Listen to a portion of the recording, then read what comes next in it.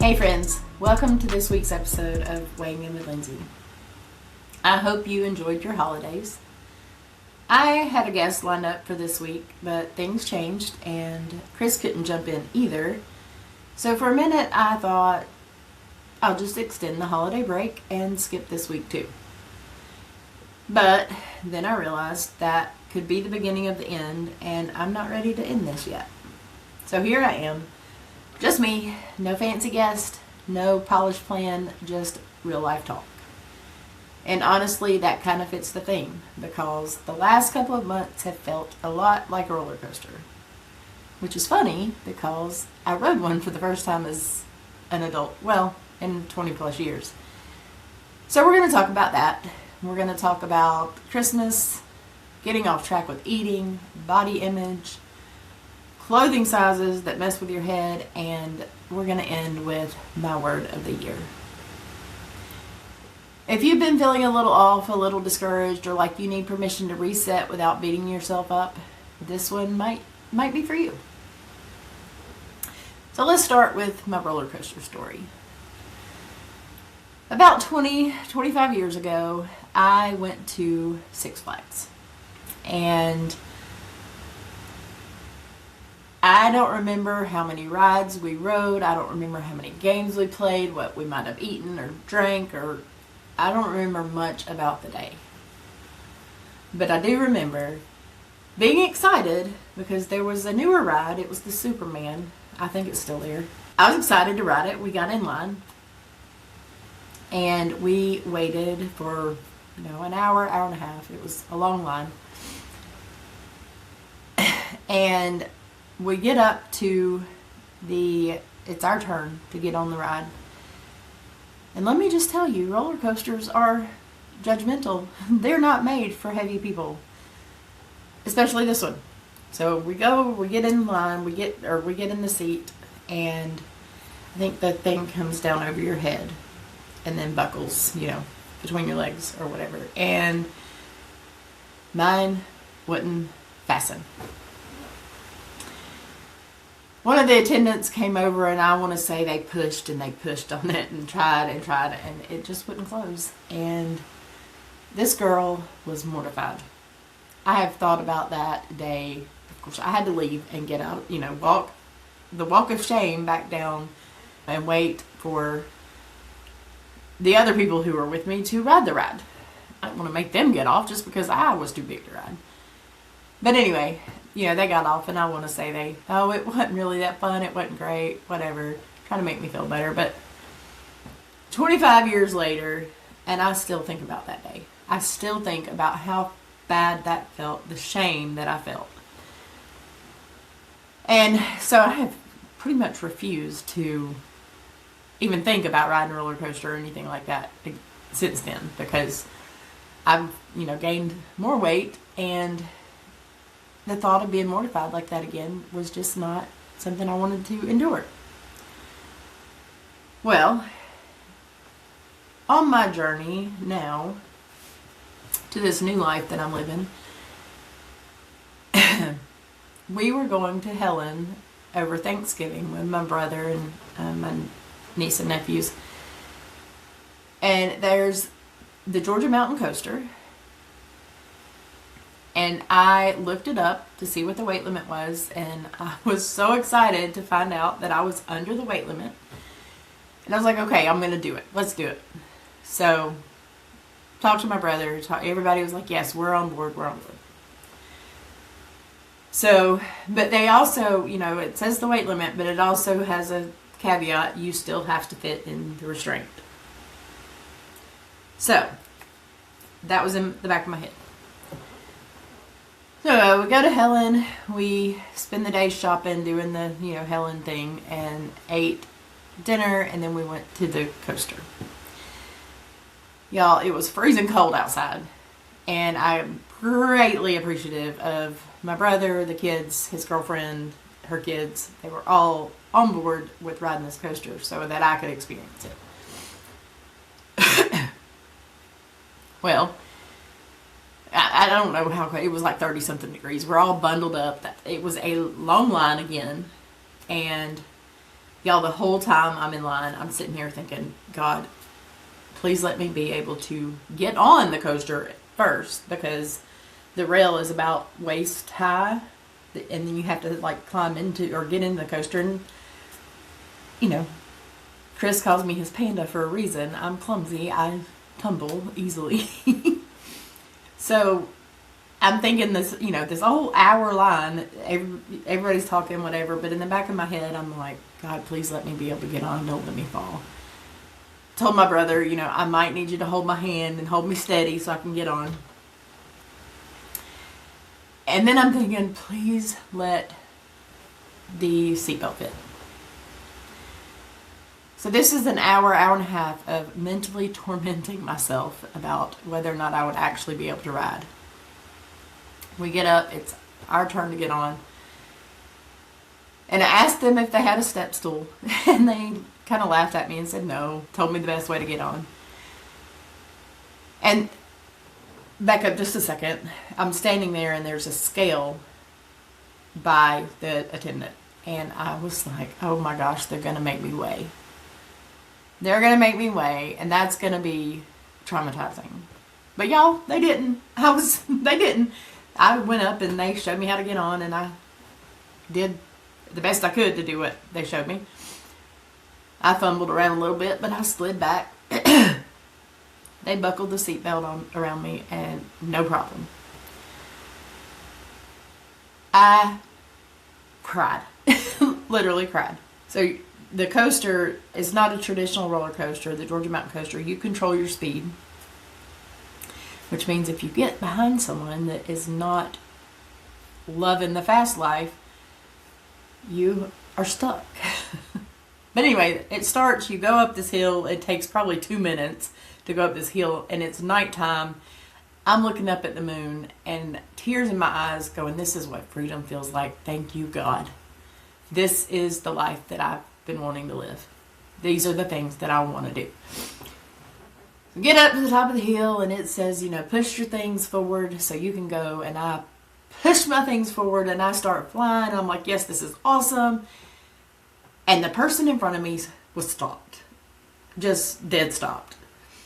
Or, they were rolling, but not very fast. So I had to stop.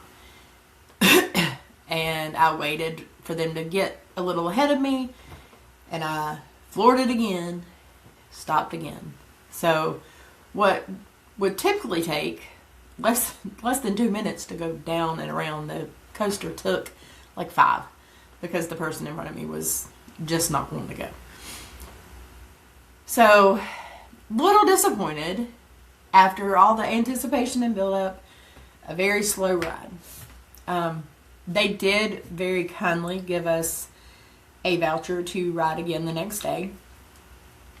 But my brother and the kids went and rode again. I did not go back because after walking around Helen and everything all day, I was a little tired. My ankle was screaming a little bit, so I stayed home and didn't go back. But I had told Chris that I wanted to do it again. So fast forward through the Thanksgiving, get back to regular life for a little bit. Chris and I do not do traditional Christmas gift giving. We exchange with my aunt just because I've always done with her. But we don't really, we don't decorate the house. We love Christmas lights. We like to go look at other people's lights. But we don't do a Christmas tree at home because, 1, we don't have any room. 2, that's just another thing to put up and take down. So we're kind of Scrooges around the house. We don't exchange Christmas gifts with each other. We've done some other things over the years.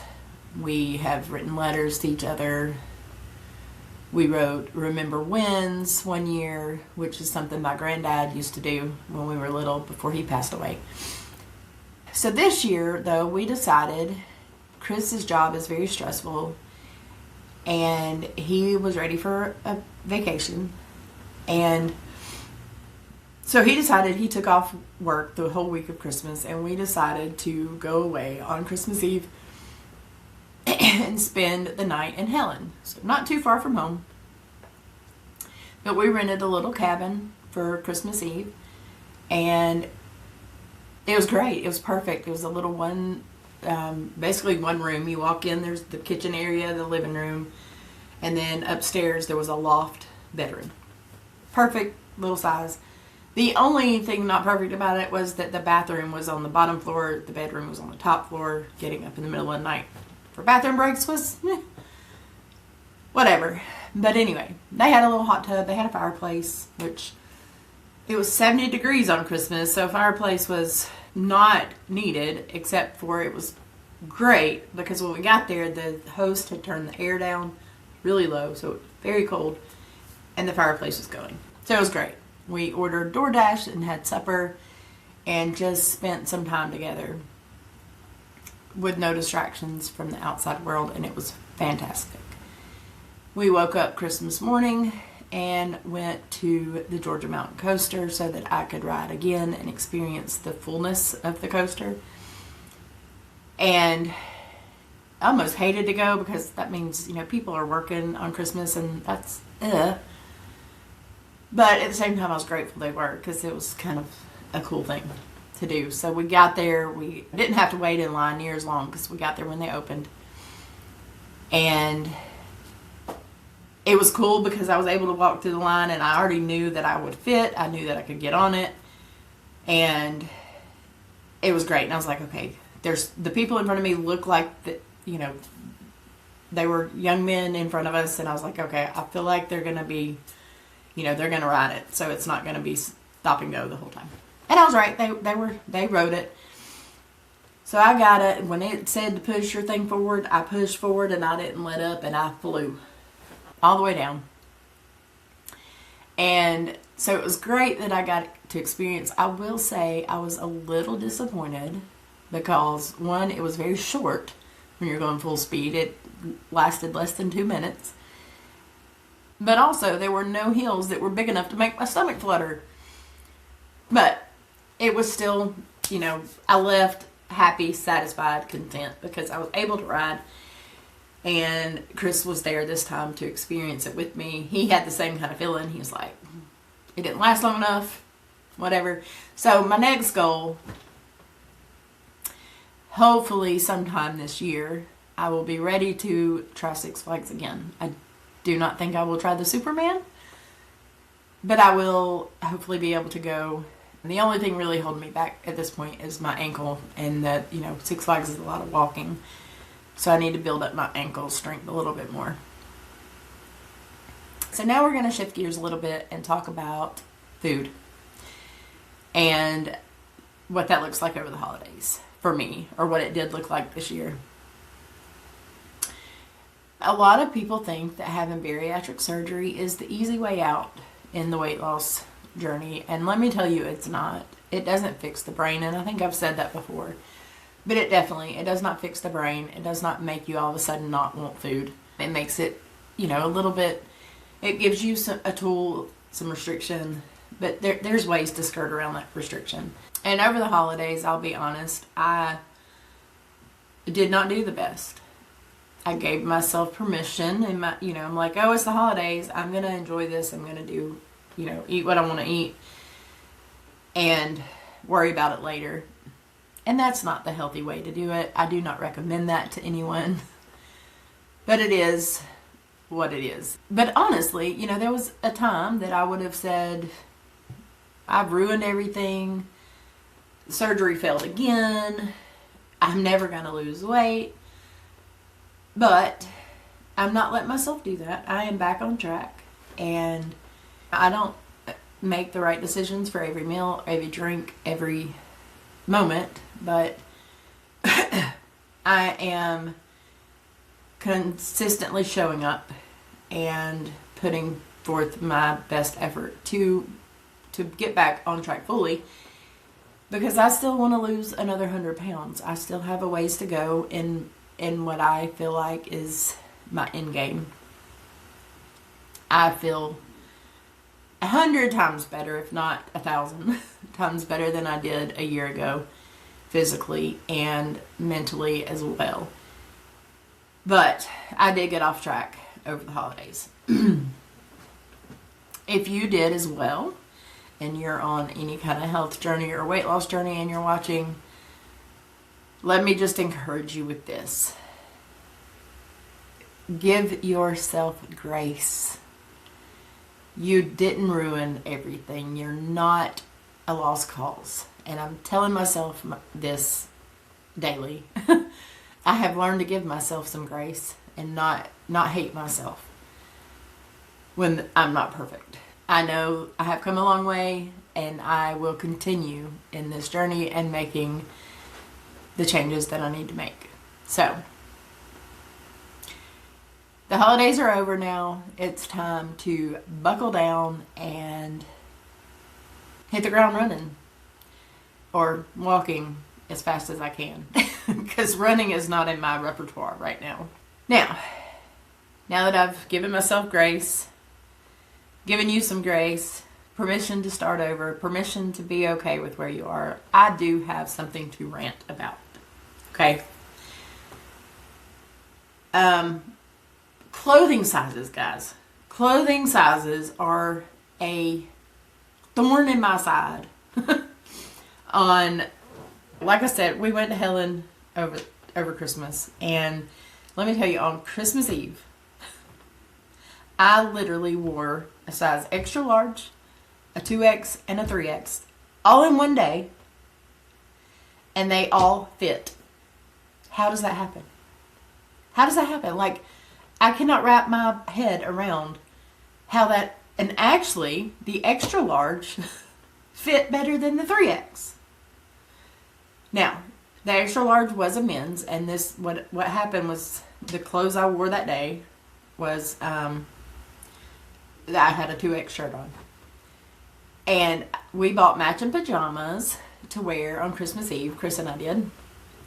And his was a men's extra large, mine was a women's 3X. And typically, I mean, most clothes that I'm wearing are not a 3X, a 4X, 5X like I used to be. I'm typically in a 2X right now. But so we changed into our pajamas to take pictures, you know, to commemorate the matchy-matchy. And then we got in the hot tub a little later, and when we were changing clothes, after we got out of the hot tub, we ended up swapping shirts, and that's how I ended up wearing a 3X and extra large. We swapped shirts, so Chris put on the 3X, which fit him just like the extra large did, except it was too short. I put on the extra large, and it fit me just like 3X did, except it's longer and felt better. So, I don't understand. We have the metric system that is used. We have I don't even know what it's called, inches and feet. I don't know the right word for that, but we have two systems of measurement that are consistently used. Why can't that be implemented into making clothes? Now, I understand that men's clothes and women's clothes are different, so that makes a little sense with the extra large and 3X, but just think about jeans, okay? Men's jeans, they know they go and they get the size of their waist and the length of their legs. So 32, 34, 38, 36, whatever. Women's clothes aren't like that.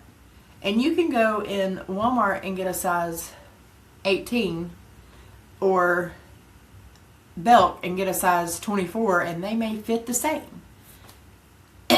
And for somebody who struggles in their head with the body image and their size and whatever, that'll mess with your head. That will mess with your head. Like, oh, I fit. And just this week, I had on a pair of 18-20 pants, and they fit. They're baggy in the legs. They're cute. And then I put on a pair of jeans that are 3 sizes bigger. Granted, they're loose, but they still, I mean, they're not falling off. I'm like, how does that happen? How do you go? I can wear 3-4 different size clothes, and they all fit. So how? Like in my head, I'm like, okay, well, I'm still a fatty. I still wear, which I mean, I am, but you know, I'm still this heavy person. I haven't lost any weight. I can still wear the same size clothes that I was before. But then I put on clothes that I never would have dreamed of putting on, a year ago, and they fit too. So, that's hard. It messes with your head so bad. And along those same lines, I find myself with still fat girl brain, fat girl mentality. I know going in places like to sit down at a table and looking, and I'm like, I'm not going to fit. I'm not going to fit in that space. That's not wide enough for me. And then I sit down and I have no problem. Like, there's even room. And I'm like, oh, sweet. Okay, I don't have to push the table back or move the... So that's exciting, when that happens. And I'll look at, if Chris is with me, I'll look at him most of the time and be like, I fit. And he's just like, okay, whatever. So, anyway. Yeah, fat girl brain it's hard to overcome.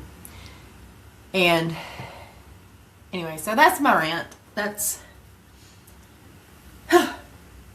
being fat is hard. Losing weight is hard.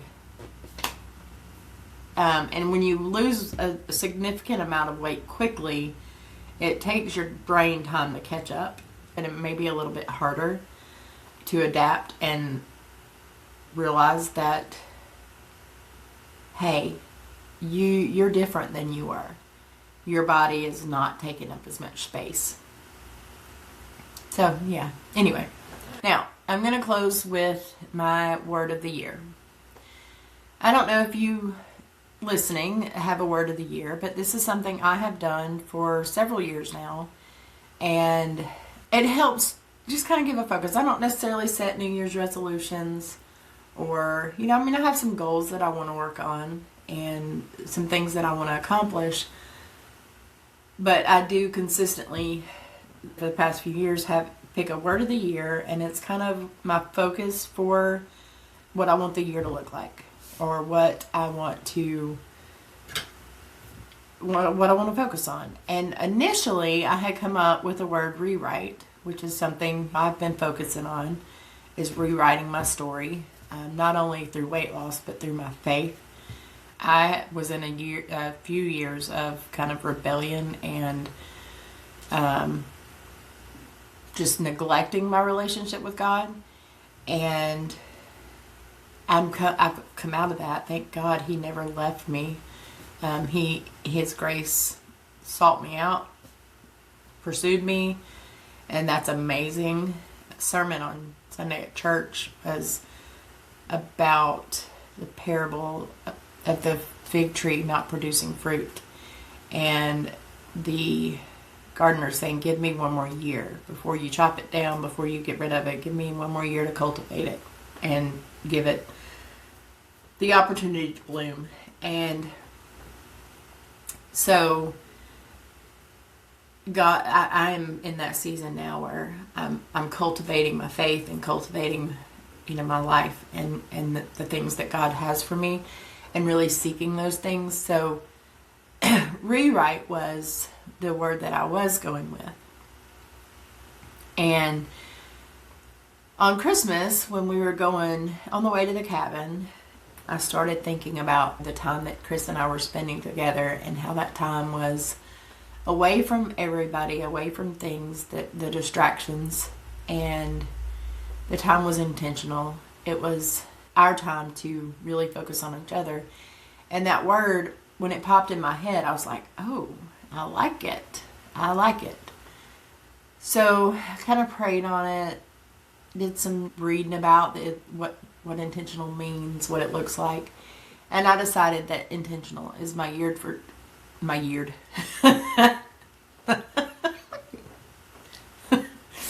Intentional is my word for the year. Sorry. Intentional is my word of the year. And that looks like showing up. I'm not trying to be perfect.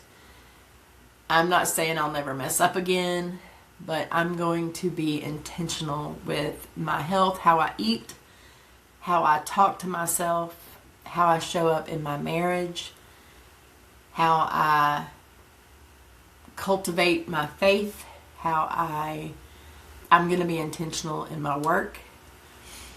So intentional doesn't mean that I won't fall off the road sometimes, but it means that I'm not going to quit, that I'm going to keep showing up. Scripture says, teach us to number our days that we may gain a heart of wisdom. I feel like that kind of speaks to what intentional living is. So I want to encourage you. It's not too late. It's just still the beginning of the year. If you have not ever done this, I encourage you to pick a word of the year, something that you want to focus on, what you want your year to look like. I would love it if you'd share that word with me, just because I want to learn from other people and I want to cheer you on and support you in any way I can. But I would love to hear what your word of the year is, partly because I'm nosy, but it's also a connection point.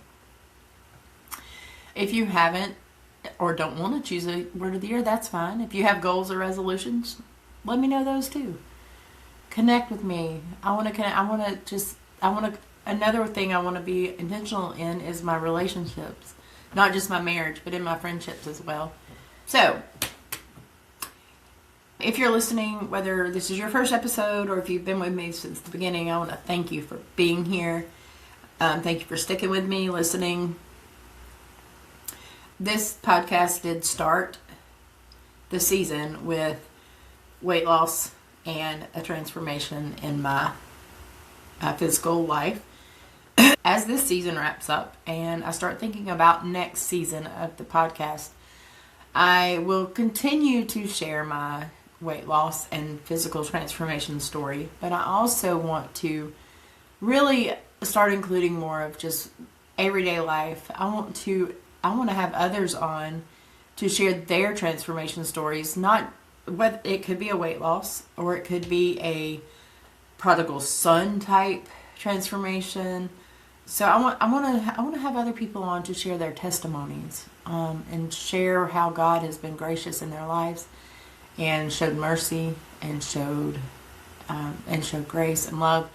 If you have a story and would like to share it, hit me up. Let me know. I would love to talk to you about that and maybe give you a space to share. Yeah. Again, thank you for listening. And until next time, this is Lindsie weighing in.